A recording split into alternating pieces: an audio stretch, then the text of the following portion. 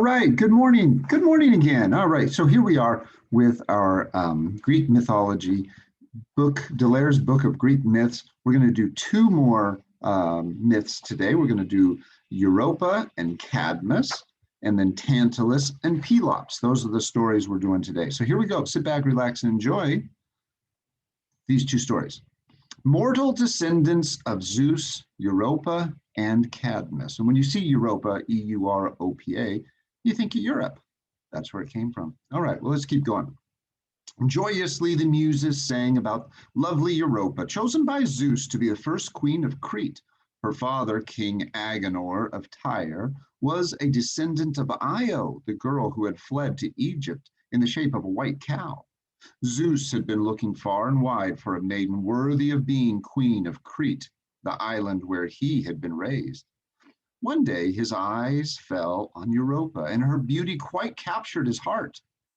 Changing himself into a snow-white bull, he trotted about in the meadow by the sea where Europa was playing with her maidens. At first she was afraid of the strange bull who suddenly stood beside her, but as he looked at her with big soft eyes, she lost her fear.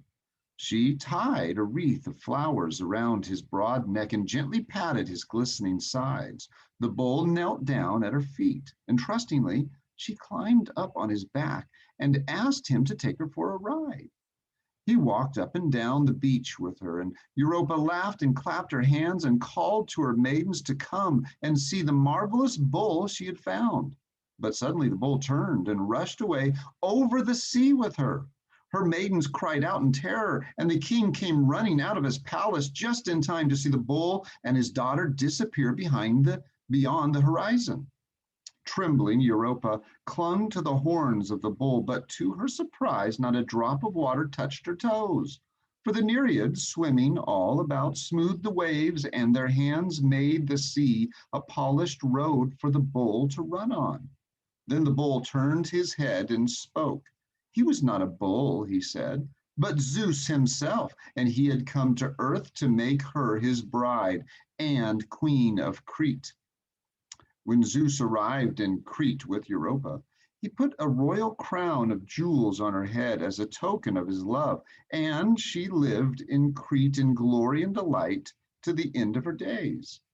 She had three sons, Minos, Sarpedon, who had become great kings, and Rhadamanthus, who was so wise that after his death he was made a judge in the underworld. When Zeus returned to Olympus, he ordered his son, Hephaestus, the smith, to make a bronze robot that would watch over Crete and Europa. 3 times a day, Talos, the robot, walked with clanking steps around the shores of the island, and whenever an enemy ship approached, he hurled rocks at it and sank it.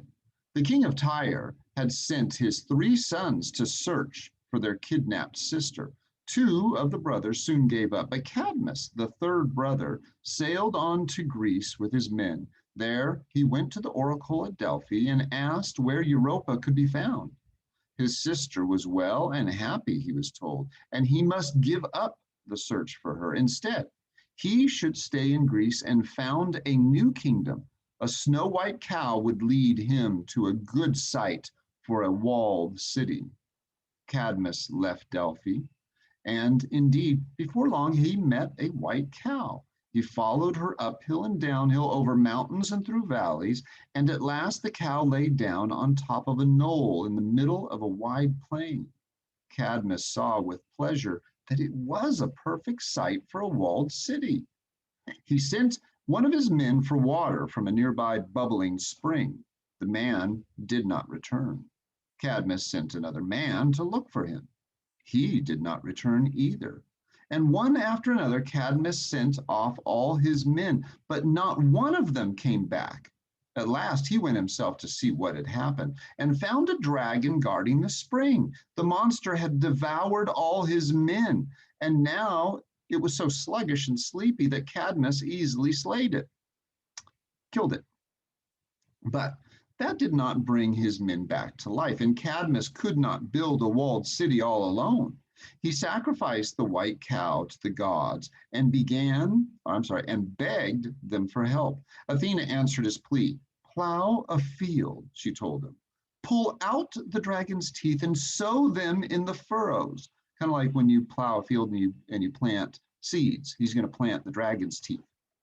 This advice sounded strange, but Cadmus did as he was told. As soon as the dragon's teeth were sown, up shot a host of fierce warriors. They rushed at Cadmus, waving their swords, and the terror-struck hero gave himself up for lost. Again, Athena called to him, throw a rock among them.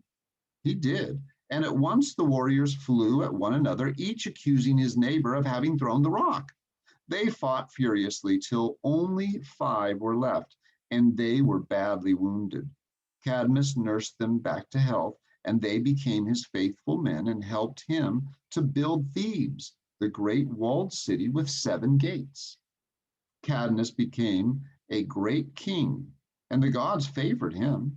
Zeus gave him Harmonia, a daughter of Aphrodite, for his queen.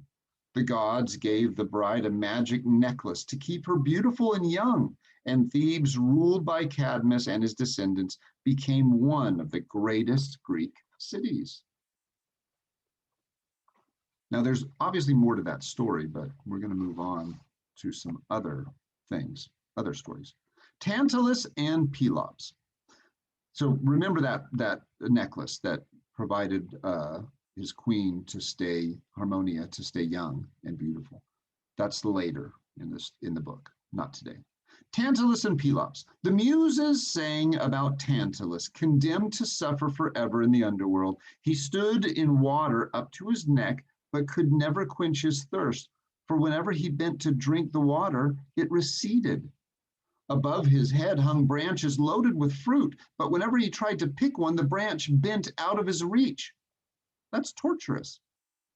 Tantalus was a son of Zeus, and he had been so favored by the gods that he had been invited to feast with them on high Olympus. In return, he had asked the gods to come to dine in his palace in Asia Minor. He was a king of vast riches, but nothing he owned seemed good enough to set before his exalted guests. His son Pelops was his greatest treasure, and wanting to give the gods his best, Tantalus decided to sacrifice him. He decided, I got to kill my son. I love my son. He's the best thing I own, but I'm going to kill him because I want to give the gods my best. He made a stew of him. Okay, that's gross. And set the dish before the gods. But the Olympian gods detested human sacrifice. Outraged, they threw Tantalus to the punishing grounds in the underworld and brought Pelops back to life. But one of his shoulder bones was missing, and the gods replaced it with a piece of ivory. They all gave him rich gifts. Poseidon gave him a team of fast horses and told him to set off and win himself a new kingdom. In Greece, there was a beautiful princess whose name was Hippodamia. She was the daughter of Oenomaus, the king of Elis, and whoever married her would inherit his kingdom. But her father loved her so dearly that he could not bear to part with her. He had a team of horses given to him by Ares, the god of war, whose son he was. And whenever a suitor came to ask for his daughter's hand, Oenomaus challenged him to a chariot race. If the suitor won, he would win the princess. If he lost, he would lose his head. No horses on earth could outrun the horses of Ares, and the heads of 12 suitors already hung at the gates of the palace. When Pelops arrived in Elis to woo the princess, Oenomaus did not know that Pelops also had a team of magic horses, and the king looked forward to nailing the 13th head on the gates. But Hippodamia fell in love with the young prince and wanted to save his life. She asked her father's stable boy to fix the king's chariot so that Pelops would win. And this is where it changes. The stable boy, eager to please her, did more than he was asked to do, so he didn't do it right. She just wanted to win the race, but the stable boy went above and beyond, like too far. He took out the wooden pins that held the wheels to the axle and replaced them with pins of wax. well, you can probably predict what's going to happen. Never had there been such a race. The fiery horses ran neck to neck, and the king, to his surprise, could not pull ahead, no matter how hard he swung the whip. Then suddenly the wax pins gave way. The wheels of the chariot flew off, and the king was thrown to his death. Pelops married Hippodamia and became king of Elis. He flung the faithless stable boy into the sea and gave the old king a magnificent funeral feast, inviting heroes from all over Greece to take part in the athletic games in his honor, and offered fabulous prizes to the winners. For Pelops had brought with him the great riches of his father Tantalus. The games were held on the plain of Olympia in Elis, and were to be repeated every 4 years. They were called the Olympic Games. All right.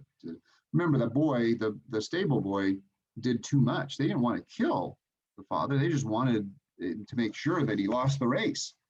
All right. Well, that's that.